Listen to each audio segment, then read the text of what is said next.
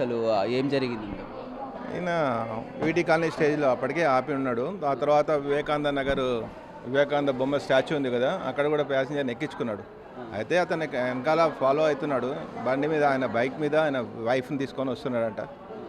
ఈయన సైడ్ కోసం అని చెప్పేసి అప్పటికే కొద్ది సైడ్ ఇచ్చేసిండు. ఈయన బయట ముంగలు వచ్చేసి ఆడ ఐటీ హబ్ దగ్గర ఆ స్టాప్ ఉంది, ఆర్టీసీ స్టాప్ ఉంది, అక్కడ ఆపిండి ఈ అబ్బాయి.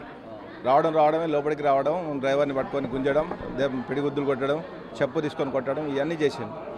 తర్వాత అక్కడ ఉన్న ప్యాసింజర్ మనకు ఇన్ఫామ్ చేసారు. ఈ డ్రైవర్ కూడా ఇన్ఫామ్ చేసిండు, కండక్టర్ కూడా ఇన్ఫామ్ చేసింది.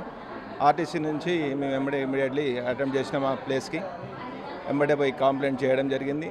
లోపలికి హాస్పిటల్ తీసుకొచ్చి అడ్మిట్ చేయడం జరిగింది. లోపల బాగా దెబ్బలు కలిగినాయి. అంతగానం దారుణంగా కొట్టాల్సిన పరిస్థితి ఏంటంటే అంత నడి రోడ్డుపై అందరు చూస్తున్నారు, ప్రయాణికులు కూడా ఆపే ప్రయత్నం చేస్తున్నారు. ఇతనేమో బక్క చిక్కున్నారు, అతనేమో ఉన్నట్టు.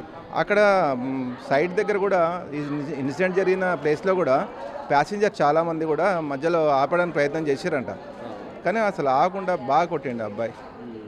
లోపల వచ్చిన తర్వాత అక్కడ వచ్చి మన పోలీస్ స్టేషన్ దగ్గర కూడా కొంతమంది వచ్చి సింపథైజర్స్ అక్కడ వీరిని చూసిన వాళ్ళు ఇక్కడ ఈ అబ్బాయి వెంబడి వచ్చేసి కంప్లైంట్ కూడా చేయడం జరిగింది. వాళ్ళు కూడా విట్నెస్లో వచ్చేసి విట్నెస్ చేయడం జరిగింది.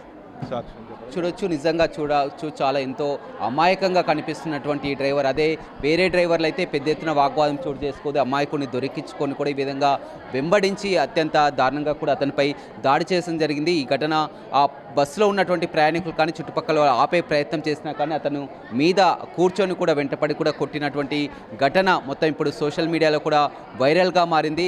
అతనిపై పోలీసులు కేసు కూడా నమోదు చేసుకున్నారు. ఏదేమైనప్పటికీ కూడా బస్సు ఆపలేదన్నటువంటి కారణంతో ఈ విధంగా దాడి చేయడం అనేది హేయనీయమైన చర్య అని చెప్పుకోవచ్చు.